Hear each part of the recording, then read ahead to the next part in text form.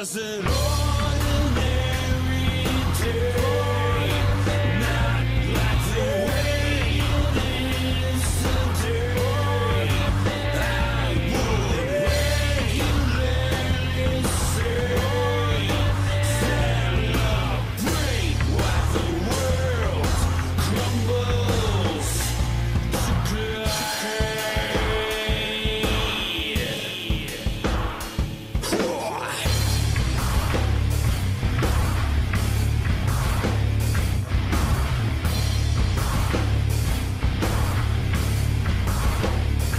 Watch out, what you said to me can't be taken back. In belief, the looking glass, distortions.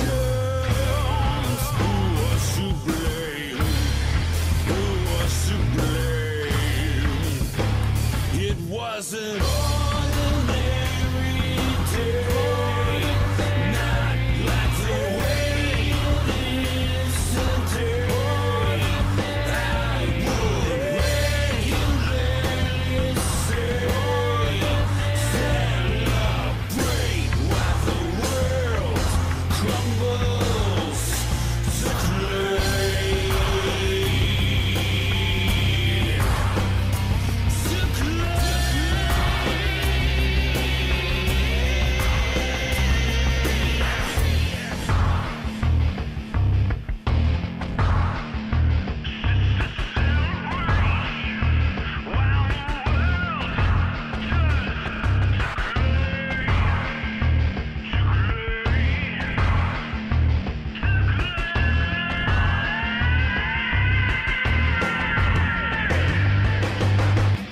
I was captive, those ruby red lips. I was trying, hold near things I miss. Don't be a stranger. It was an ordinary day, not like the way it is today. I would regularly say, celebrate while the world crumbles to clay.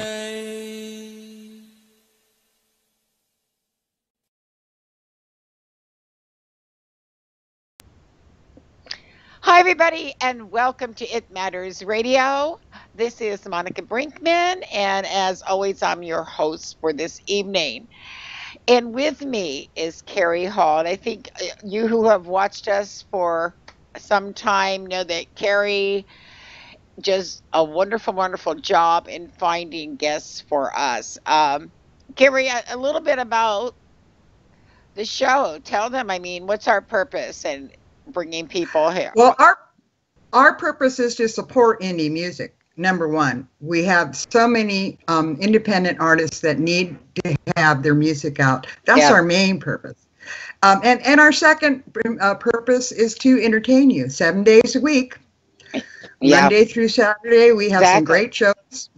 Right. Every Sunday, 3 p.m. Eastern, we have Carrie, best of the best. Yeah, we'll talk about those other shows later on, but right now, I'm just excited to hear who you have on the line with us, because I am very delighted to introduce to you ToxSyn.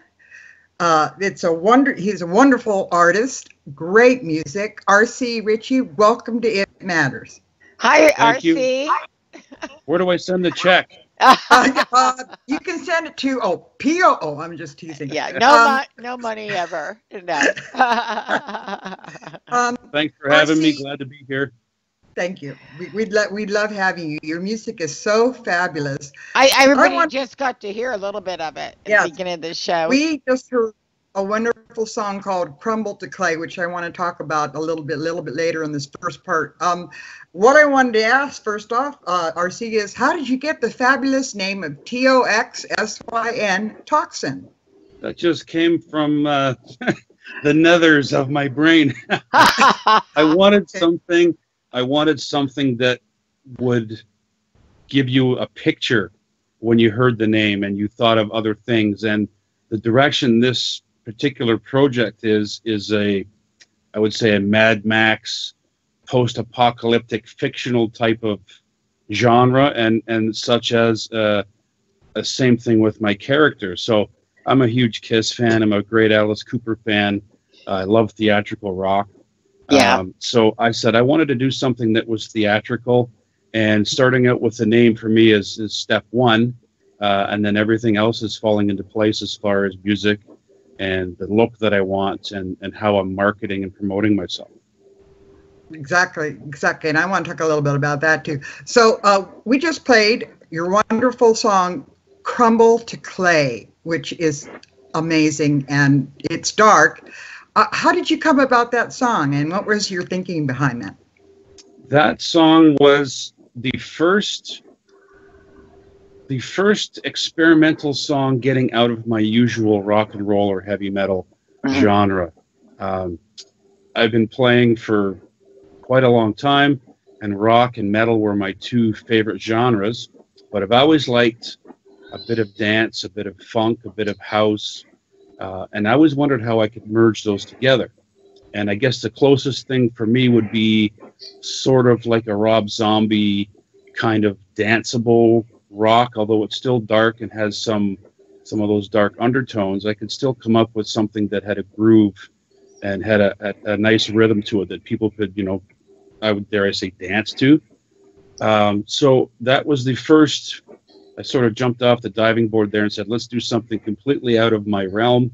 And the lyrics also followed with something not so much dark, but more looking back. It's more of a life experience, old loves gone by, and memories you had of experiences past.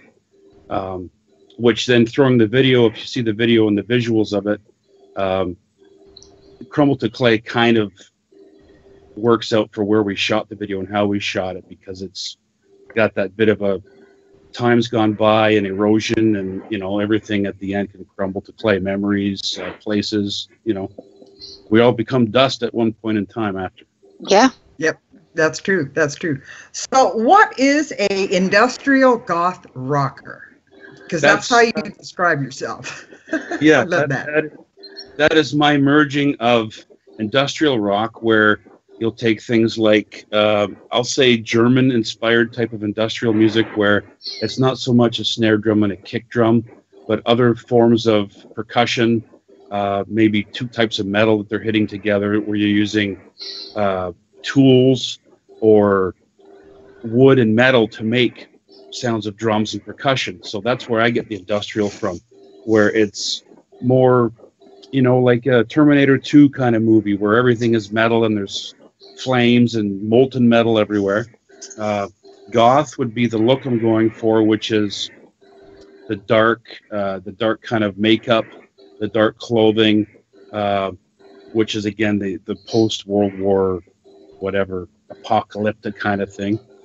And then, as I said, the dance kind of brings in the Rob Zombie and the funk and all those other genres that I'd love to do, but I'm not talented enough to do. Oh.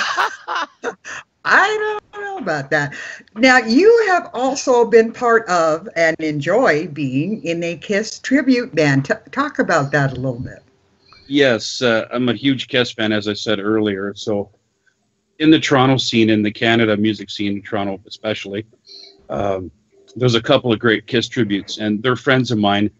I've played in a lot of tribute bands, from a Black Sabbath tribute to an Ozzy tribute to a Alice Cooper tribute, Van Halen, Guns N' Roses.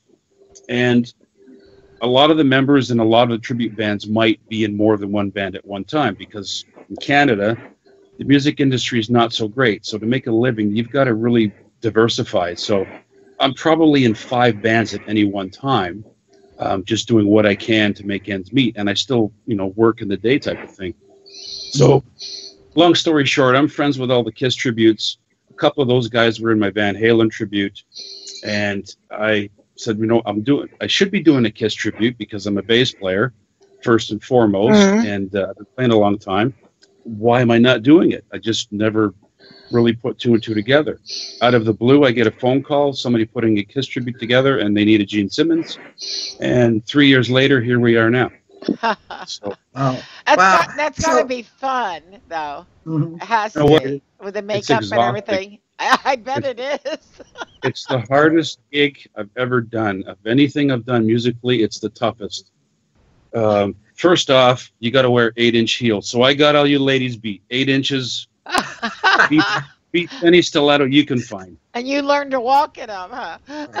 Yeah, and it's scary because I hurt my foot a few years ago, so I always worry if I go over one time, I'm going to have a permanent limp because it's a long way down. Yeah, it is. Oh my God! First thing, you got to learn to walk in these boots. The second thing is you're wearing the costume. I wear the armor, which is really, really limiting, and it confines you, so you can't. I don't have full range of motion. Right, hot. Then you've got to act. Yes, that's another thing too, is the heat.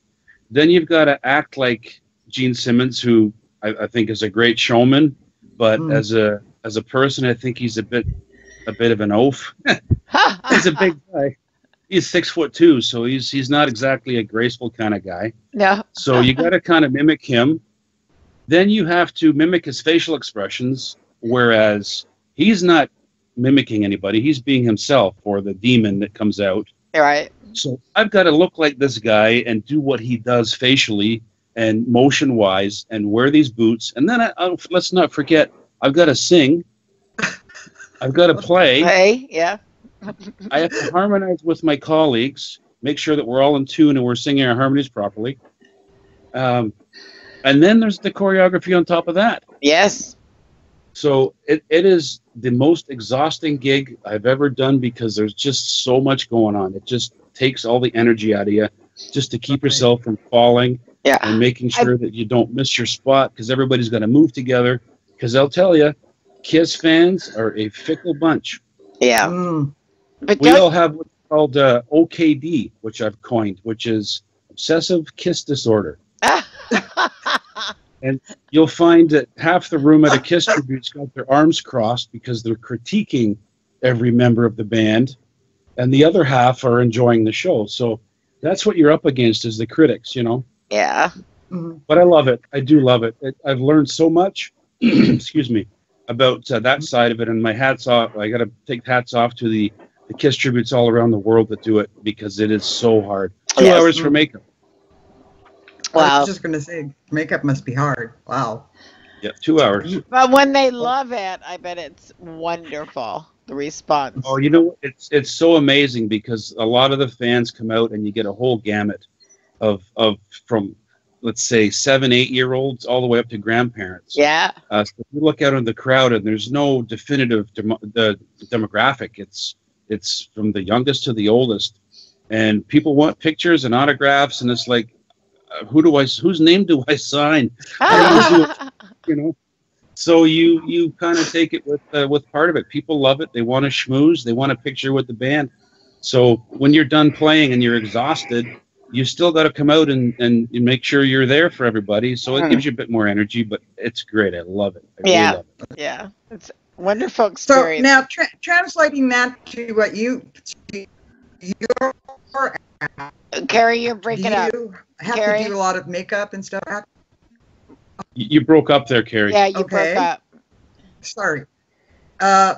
Okay. Can you hear me okay now? Yeah. What's your question? Okay. Sorry.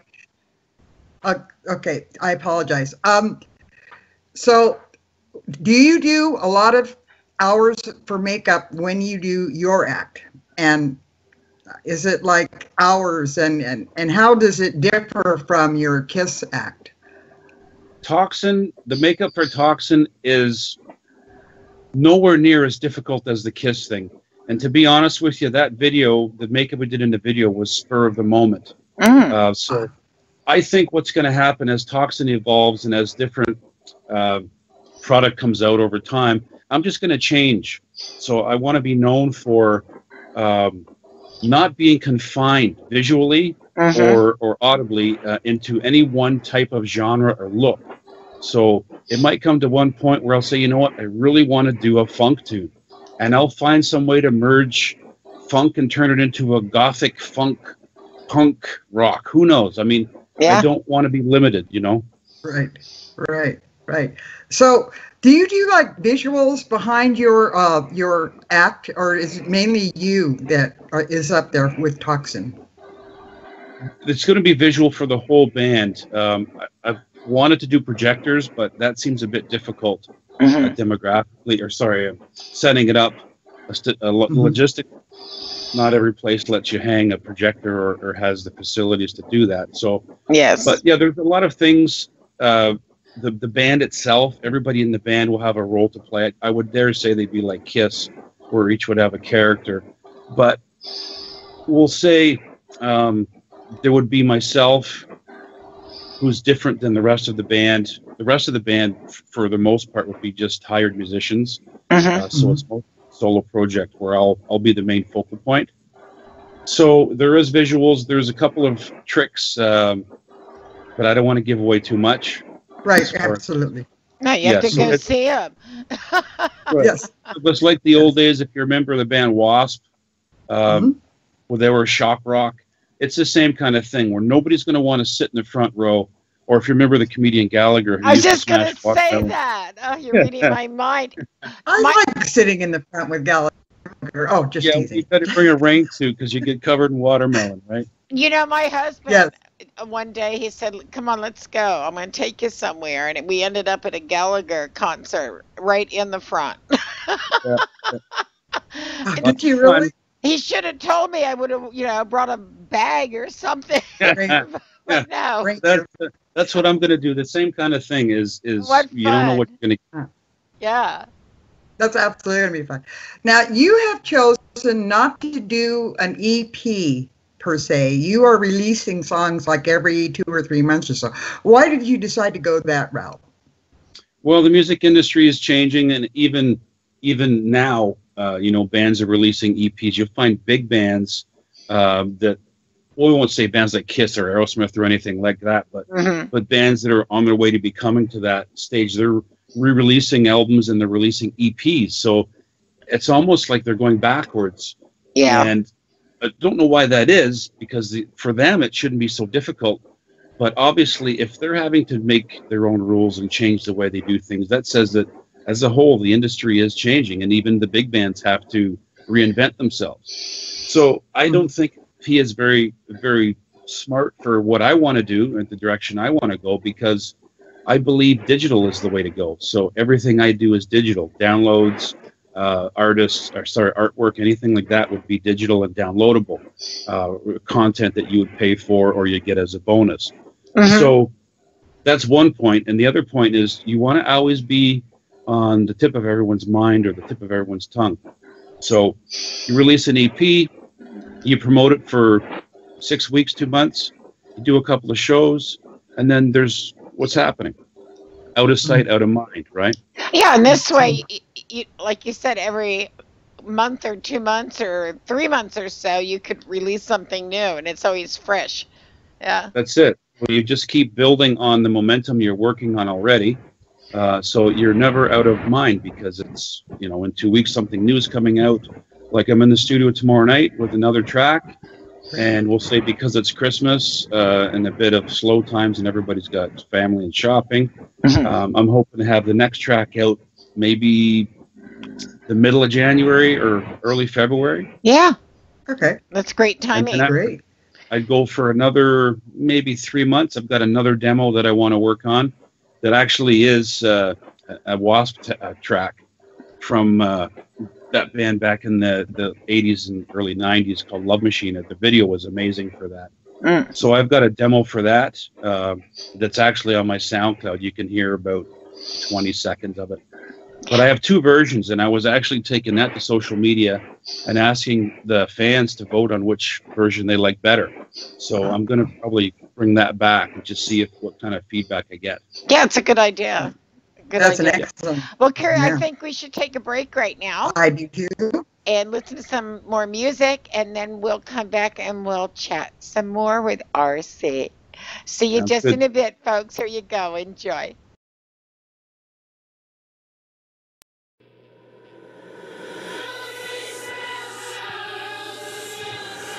And the face melts out, helter skelter.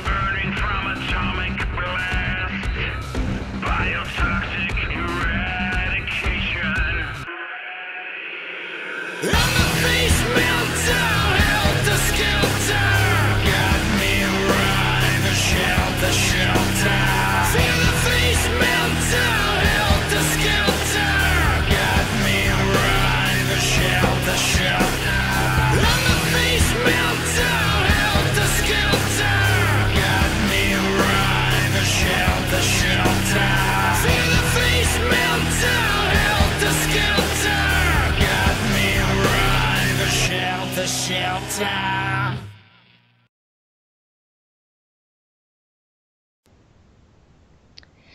Well, we are back, and I hope everybody just enjoyed the music so far. I think you can see why we invited RC on, and I just can't wait to talk with him some more about his music and his journey so far to get where he is. Gosh, Carrie, I I noticed something, and I have to say this right away. I do a show, uh, or I should say we do a show, but I'm usually hosting it for Ion Indie magazine. They always have Hmm. featured guests, and we do that every Thursday. But I've been Right. noticing something that RC said, that he's trying to not get stuck in a genre, and he's mixing different genres actually into one. And I'm seeing that happen a little bit more, that Hmm. people are getting Interesting. tired of being in boxes. They're doing Wow. more with sound, they're doing more with Yes. lyrics, and but RC's kind of unique, I have to say that. Well, uh, thank you. Yeah, yes, you are, RC. It's really fabulous. So you go into the studio. Is it mainly you that does the tracks, or do you have musicians also playing with you? No, it's all me when I go into the studio. Unless it's something beyond my abilities, then I'll hire as I need. mhm. But I write everything. Because I've been playing for so long and been in so many bands, so many indie bands, and written so much music. I also got to a point where I said, you know what, I want to be a little selfish, and I want to be a little honest with myself and do something Mhm. I want to do, how I want to do it, Yeah. and I want to control it 100%. If it fails, that's fine. I'll fall flat on my face. That's fine. But I'll be happy knowing that this is something that came 100% from me, and it's my direction and my goals and everything all rolled into this project. And it's so Right. creative. It allows you to go in any direction that you want. You don't have people dictating to you. That's You- right. There's Mhm. no arguments. There's Yeah. no Right. different opinion. You're This is what I want, and my engineer does what I tell him to do, and that's it. yeah. That's cool. Get the sound that you're looking for, that you want Right. to Yeah, present, not what everybody else is expecting. And Right. that way, That's the ego. yeah, we'll never know what to expect this way. See, I like that. I do too.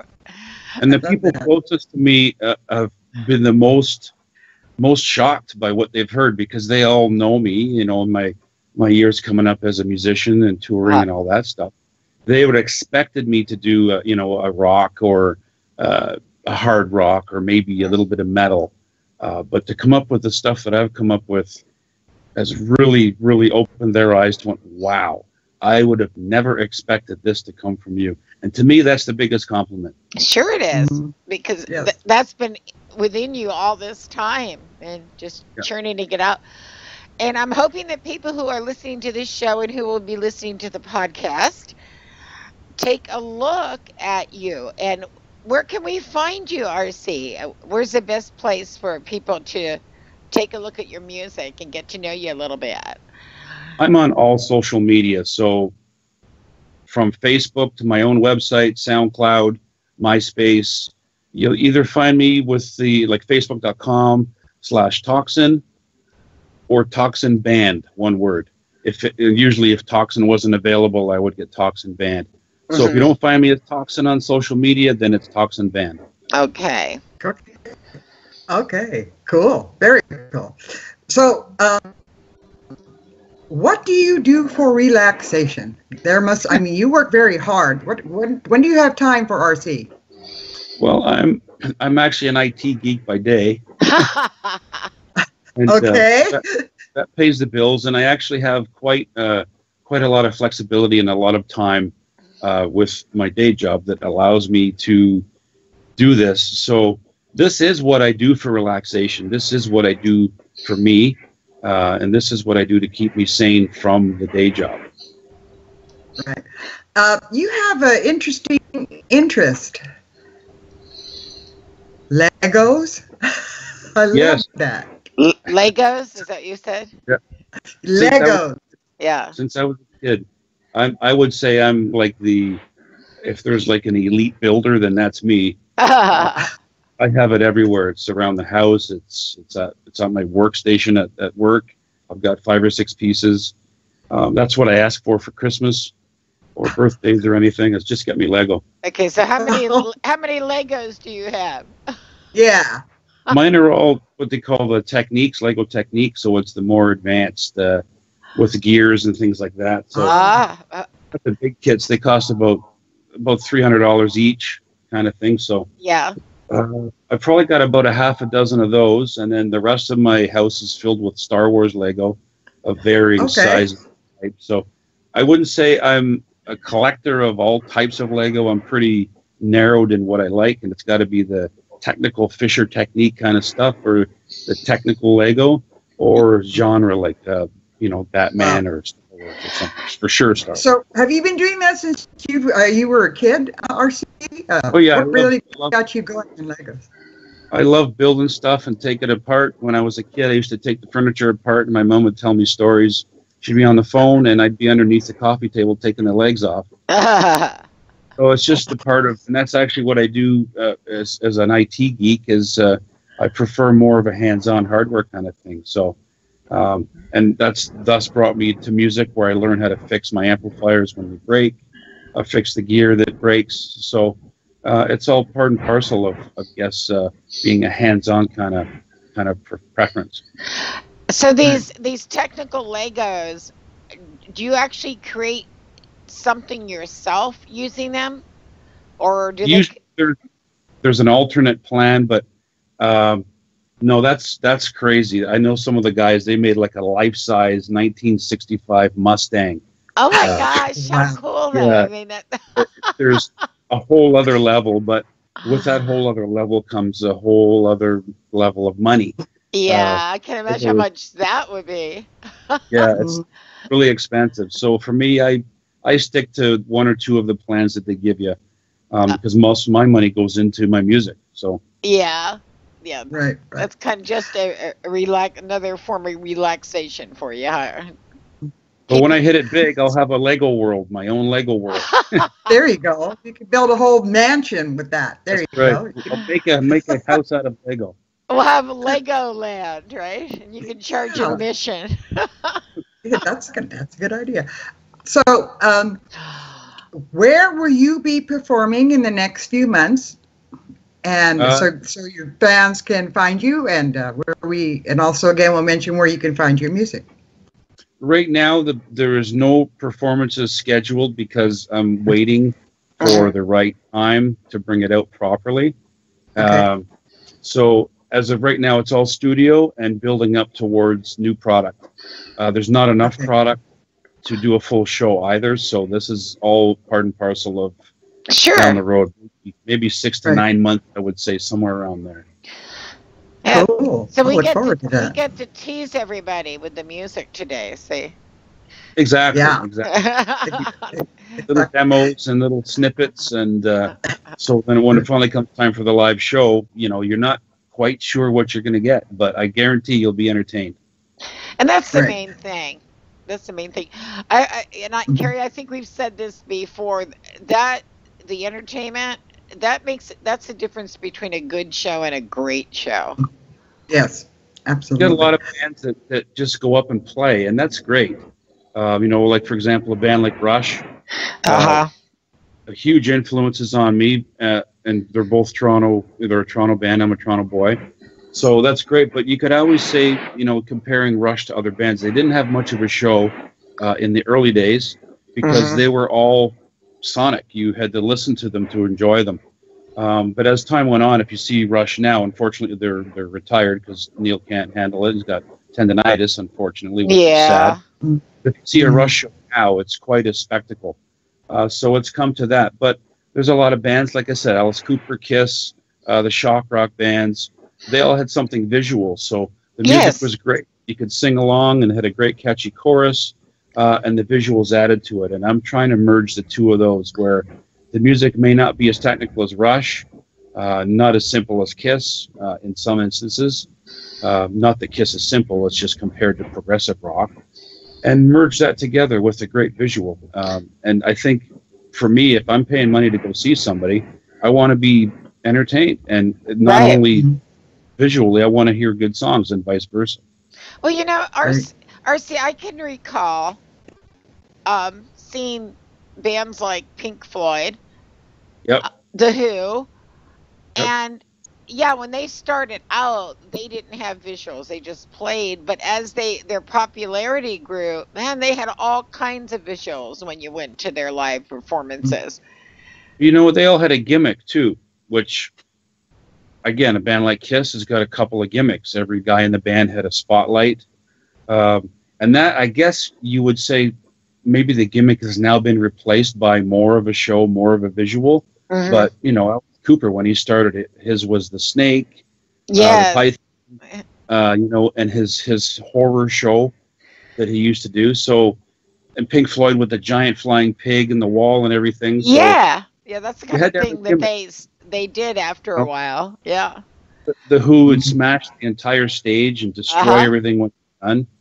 Jimi Hendrix, you know, playing the guitar backwards first off, being a Yeah. left-handed guitar, and then lighting it on fire. All these little gimmicks that There was help something. get the Yeah. word out there. Now it's social media, so you've got to be new and inventive. You've got to think outside the box. You've got to break the rules, and that's hard to do.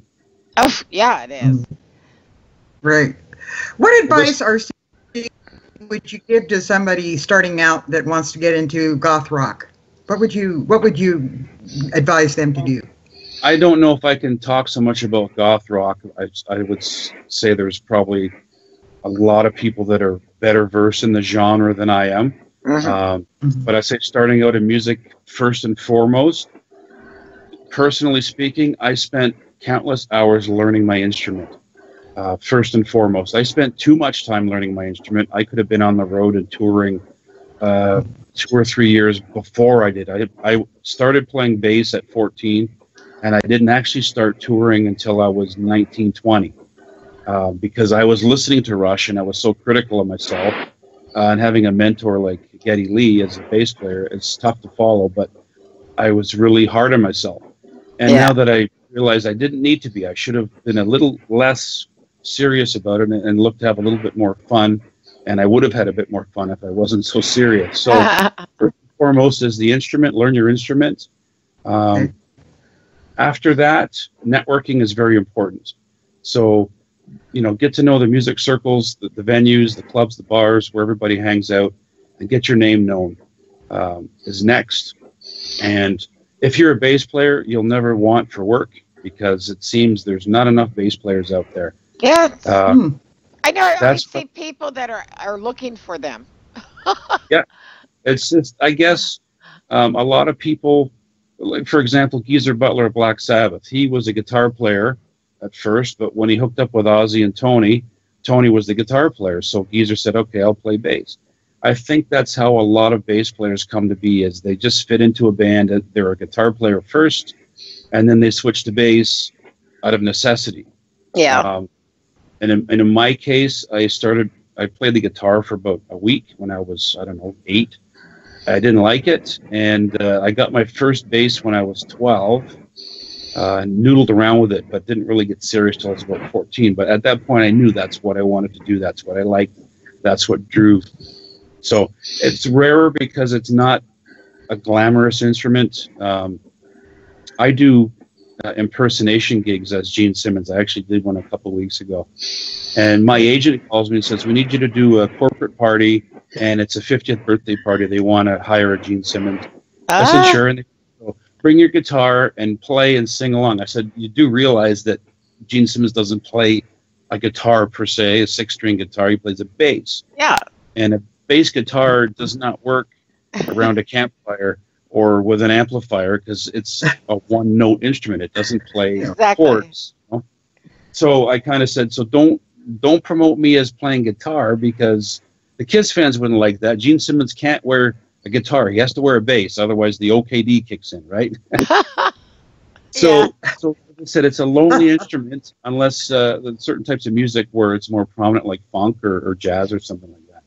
why that's why it's not drawn. But what would we do without bass? I mean, Oh, it's hello. you gotta have it. You have to. It's all about the bass, you know. Right. That's That's it. right. So it's kind of like we can stand back in the back and know that basically we run the show. We are what holds the band together because we It's communicate with true. the drummer and we communicate with the guitar players and the singers. Guitar players and drummers are not so common as a tight rhythm section, which is a guitar player and a bass player. Sorry, bass player and a drummer. So I'm kind of in the middle looking at everybody. I'm like the conductor, if you want to call it. Yeah. Yeah. Right. Well, that's good. It's fabulous music, RC. We appreciate so much that you took time out to visit us. Where can we find your music again? The best place would be right on my website, ToxSyn.com. My video's there. As soon as you load the site, the video's there as well. Yeah, and that's ToxSyn.com. ToxSyn. Yes. So it's not. That's why. Thank you for doing that, because I know a lot of people are going to look for like toxic. No. ToxSyn. ToxSyn. Oh, you got it. And we could find him on Facebook also. So check him out on Facebook for sure. He's I always see interesting things coming up for him there, and also Crumbled to Clay is there, which I love. So what would you like to see happen in the Toronto scene? Because I've heard that the Toronto scene is very dismal. Is that true? What would you like to see change? It's dismal everywhere. First and foremost, more venues.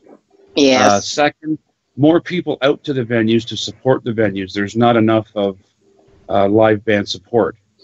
I don't know why that is. I guess I do know why it is. It's because everything is available online. Spotify, Pandora.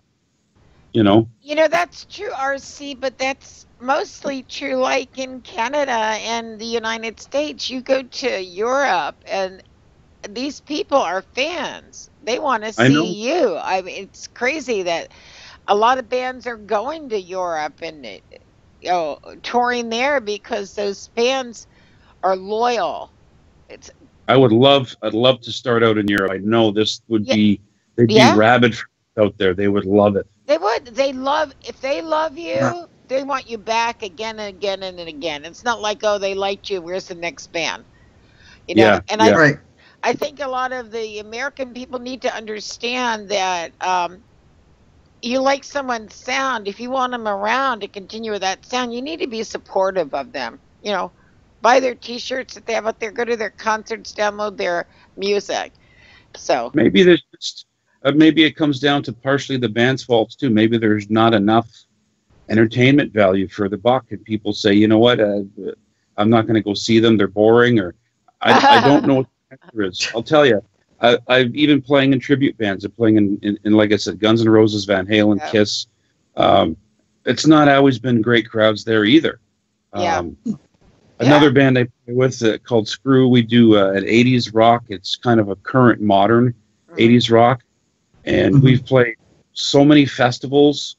And you just look into the crowd, there's no people. It's just, where is everybody?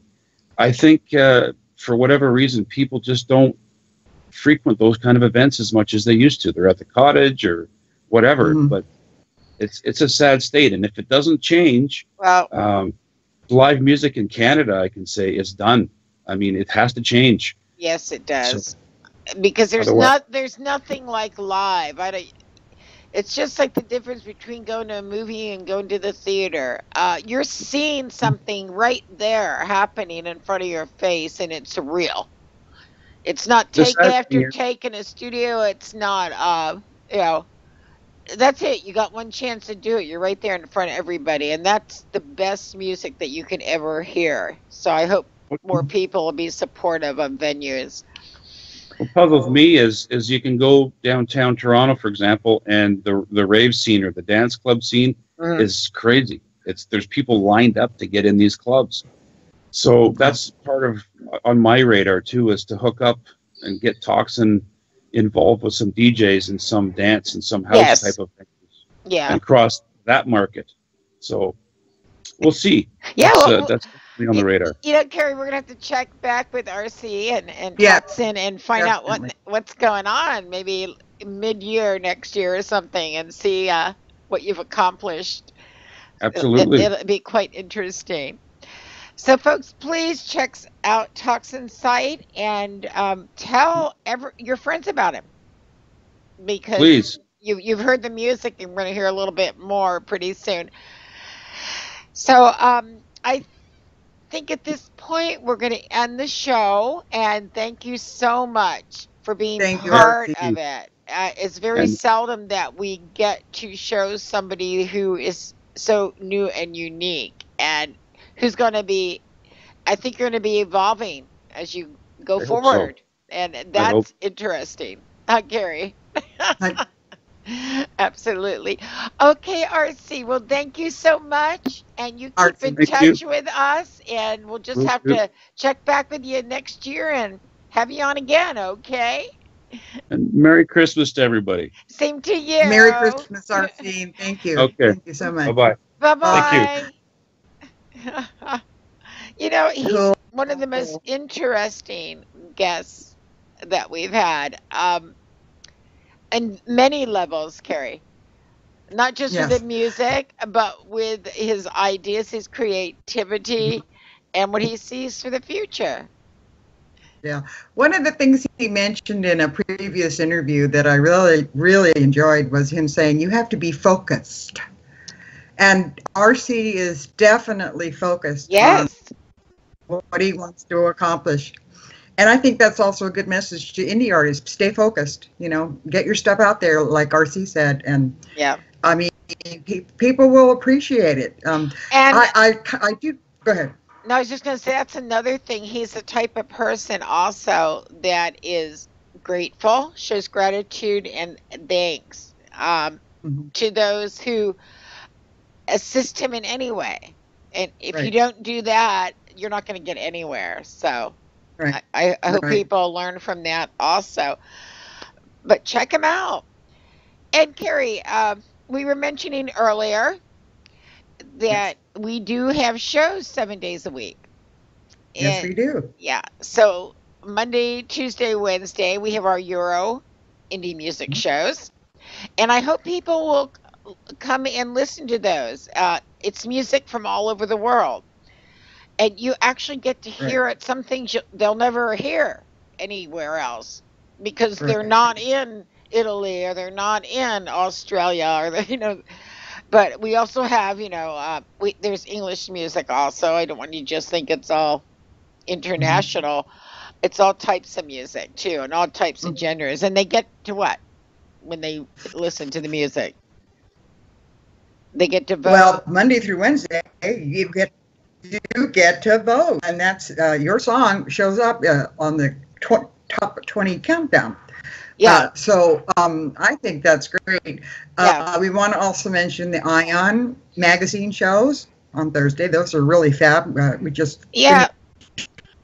And You're welcome. I actually am on that one via webcam, which we very seldom are, on to introduce the songs to you. And Punky joins me many times. That's our diva cat. And we will play that show every Thursday. So if you missed it, oh gosh, I wanted to see, who the featured guests are this month. You can go the next Thursday and watch it. Or if you love them, just keep watching them every Thursday for that month, and then we'll switch to the next one the following month. World Music Stage is on Saturday.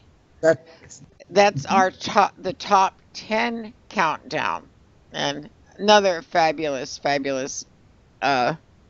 show. And our special one is the one that you're watching right now, which is 3 p.m. every single solitary Sunday. And we love the Sunday.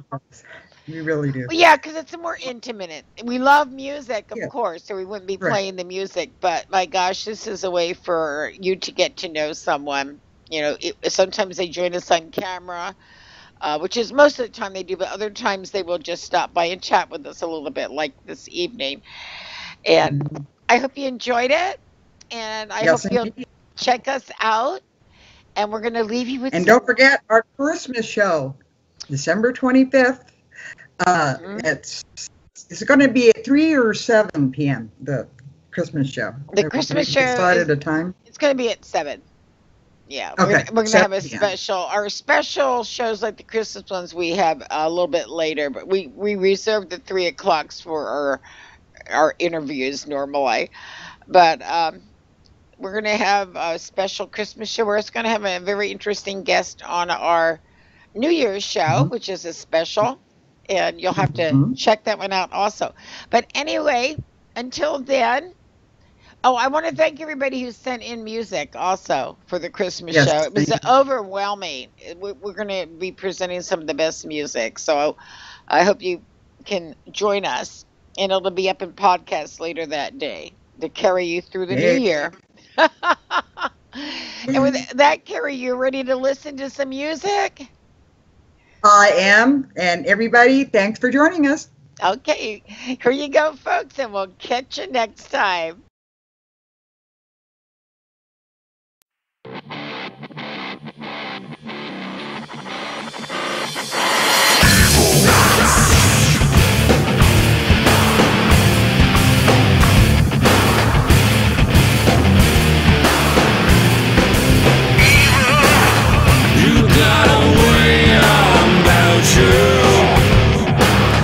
Yeah, girl, you know that it's true. It's just a game I can't win. Just flash a smile and some sin. I'm under your spell. Yeah, I own you. You own you. You want you. To love you, girl. Be my evil girl, round and round we go. Be my evil girl in an evil world. Be my evil. Be my evil. I cannot resist or deny it. She says when to laugh, to cry. She tells me when to sleep, when to die. She takes a piece of me.